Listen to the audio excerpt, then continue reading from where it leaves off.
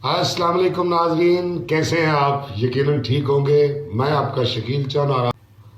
नाजरीन, मैं आपसे शेयर करने आया हूं कि अभी ये जो बुध गुजरा, उस दिन हमें थिएटर से पकड़ा गया, मेरी पूरी टीम को।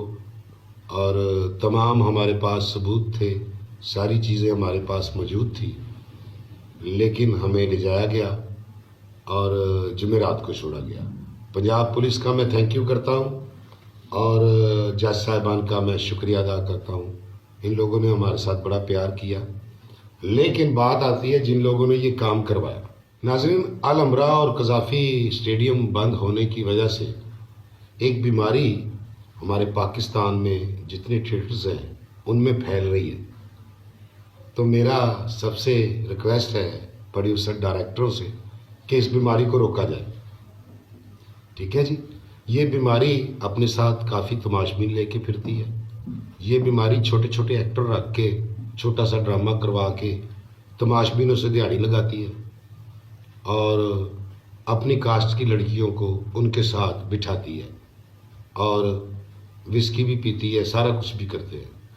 और इनको शर्म आनी चाहिए कि मेरे जैसे आर्टिस्ट पर इन्होंने तोहमतें लगाई हैं बहुत बड़ी बड़ी। और मुझे 35 साल हो गए इस काम में, 35 साल से मैं ये काम कर रहा हूँ और वो बीमारियां अभी 10 साल नहीं हुए उनको। ठीक है, बीमारियों ਤੁਹਾਡਾ मैं घर भी जानना और ਤੁਹਾਡਾ बाहर भी जानना। ਤੁਹਾਡਾ करैक्टर की है, मेरा करैक्टर की है, पूरी ड्रामा इंडस्ट्री जानती है। ठीक है, ਤੁਹਾਨੂੰ मैं इसलिए कुछ नहीं कहा कि मेरे ਵੱਡਿਆਂ ने कहा है कि गंद ਦੇ ਵਿੱਚ अगर ਤੁਸੀਂ ਰੋੜਾ ਮਾਰੋਗੇ ना तो ਛਿੱਟਾਂ ਤੁਹਾਡੇ ਤੇ ਪੈਣਗੀਆਂ। मैं ਤੁਹਾਡੇ ਕੋਲ ਬਦਲਾ भी लै सकना, अल्लाह पाक ने मैनू इन्नी ताकत भी दी है। लेकिन सोहना रब कहता है कि किसी के परदे रख, मैं तेरे रखांगा। तुहाडा करैक्टर की है, तुसी की करते हो, तुसी की कीता होया है। अगर मैं तुहाडे राज खोलां तो तुहानू सजाए मौत हो जाए। ऐसे ऐसे भैड़े काम बीमारियों तुसी कीते हुए ने। लेकिन फिर भी मैं आर्टिस्ट हाँ और मैं लोगों को हसाने वाला आदमी है। मैं तुहानू माफ़ किया, कैमरे के सामने मैं कह रहा माफ़ किया मैं तुहानू।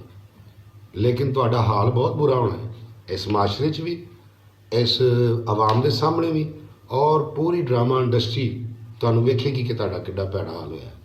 ठीक है जी।